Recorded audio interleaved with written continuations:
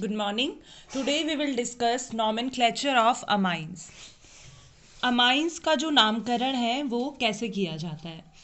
IUPAC system की अगर बात की जाए तो आयुपेक सिस्टम में अमाइंस का नोमेनक्लेचर ऐसे एल्केनामाइंस के फॉर्म में किया जाता है। एल्केनामाइंस, जिसमें जो एल्केनामाइंस है वो डिराइव होता है एल्केन से, जहां ई को रिप्लेस कर देते हैं अमाइन से, तो फॉर्म होता है एल्केनामाइंस।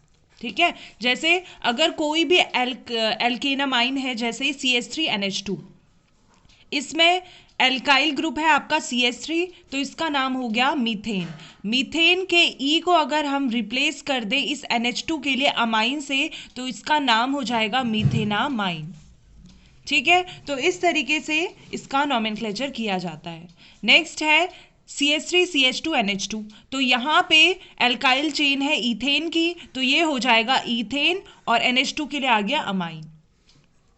बात की जाए सेकेंडरी अमाइंस की, तो सेकेंडरी अमाइन में जो नाइट्रोजन है वो डायरेक्टली कनेक्टेड होता है 2R ग्रुप से, तो उसमें जो मेन जो चेन है, पेरेंट चेन है, वो चेन होगी जिसमें मोर नंबर ऑफ कार्बन्स होंगे।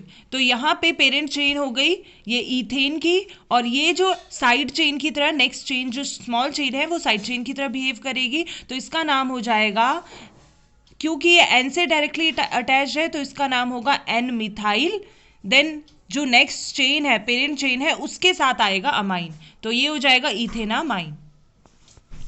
नेक्स्ट है टर्शरी का एग्जाम्पल है, जिसमें N जो है 3 एल्काइल ग्रुप से डायरेक्टली अटैच्ड है, तो यहाँ पे जो 2 एल्काइल ग्रुप हैं, जो छोटे एल्काइल ग्रुप हैं, वो एज अ सब्स्टिट्यूएंट बिहेव करेंगे, और पेरेंट चेन होगी जिसमें मोर नंबर ऑफ कार्बन्स हैं।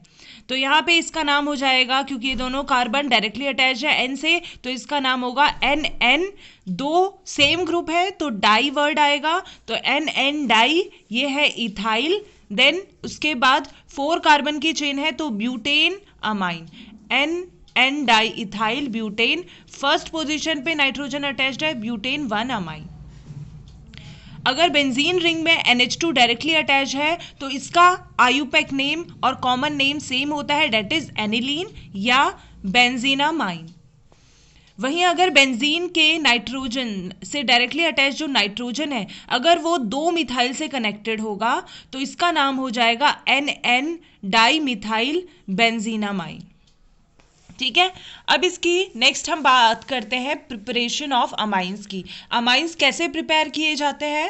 फर्स्ट जो मेथड है वो है रिडक्शन ऑफ नाइट्रो कंपाउंड्स। जो भी नाइट्रो कंपाउंड्स है उनका डायरेक्टली रिडक्शन करने से हमें अमाइन मिल जाते हैं। जैसे यहाँ पे नाइट्रोबेंजीन है, इसका अगर हम हाइड्रोजनेशन कर दें किसके प्रेजेंस में, कोई भी स्ट्रॉन्ग मेटल जैसे निकिल, प्लेटिनम, पैलेडियम, इनकी प्रेजेंस में अगर H2 गैस के साथ रिएक्ट करेंगे तो ये क्या होगा, जो ऑक्सीजन है, रिडक्शन क्या है, ऑक्सीजन का रिमूवल, तो ये जो O2 2 ऑक्सीजन है ये रिमूव होके एडिशन हो जाएगा हाइड्रोजन का, तो ये फॉर्म कर देगा एनिलीन।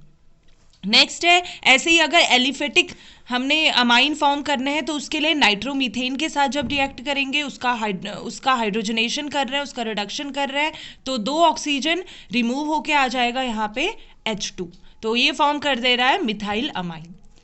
ठीक है, अब जो नेक्स्ट प्रोसेस है that is ammonolysis of alkyl halides. Ammonolysis मतलब आपको क्या करना है, अमाइन ऐड करना है, किस में, एल्काइल हैलाइड में। ये जो एल्काइल हैलाइड है, इनकी खास बात ये है कि इसमें जो ये X है, ये जो भी हैलाइड ग्रुप होगा ये बहुत अच्छा लीविंग ग्रुप होता है, इलेक्ट्रोनेगेटिव होता है, ये बॉन्ड के दोनों ऑक्सीजन इजीली अपने साथ लेकर रिमूव हो जाता है। तो जब इस एल्काइल हैलाइड को अमाइन के साथ रिएक्ट किया जाता है तो यहाँ नाइट्रोजन के पास प्रेजेंट है लोन पेयर। ये लोन पेयर की वजह से ये जो अमाइन है ये न्यूक्लियोफाइल की तरह बिहेव करता है, ये अपने इलेक्ट्रॉन्स डोनेट करता है। इलेक्ट्रॉन्स किसे डोनेट करेगा, जिसमें इलेक्ट्रॉन्स की कमी है, यानी कि इलेक्ट्रोफिलिक कार्बन पे, तो ये इलेक्ट्रोफिलिक कार्बन पे अटैक करता है, और X के जो इलेक्ट्रॉन्स हैं वो कहाँ पे शिफ्ट हो जाते हैं, X में।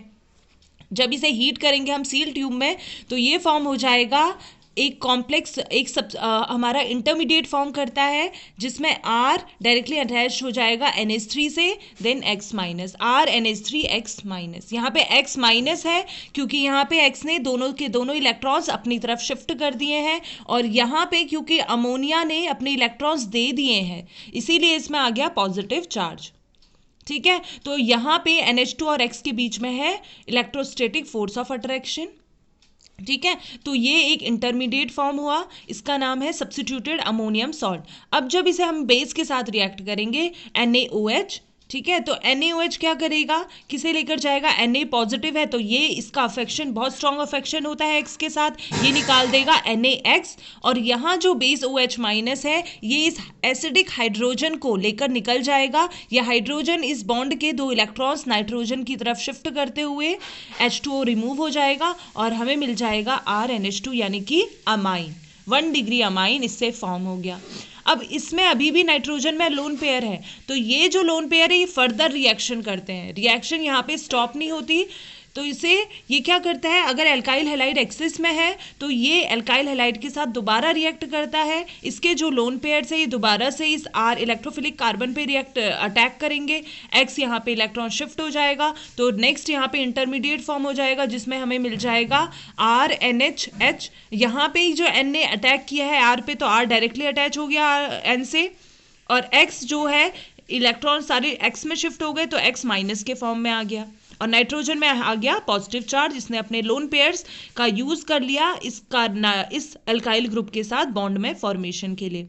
तो हमें मिल गया substituted ammonium salt. Same process रहेगी, फिर से NaOH के साथ रिएक्ट करेंगे, Na पॉजिटिव का अफेक्शन है X माइनस के साथ, NaX निकाल दिया, OH माइनस इस एसिडिक हाइड्रोजन को लेकर H2O बना देगा और हमें मिल जाएगा सेकेंडरी अमाइन।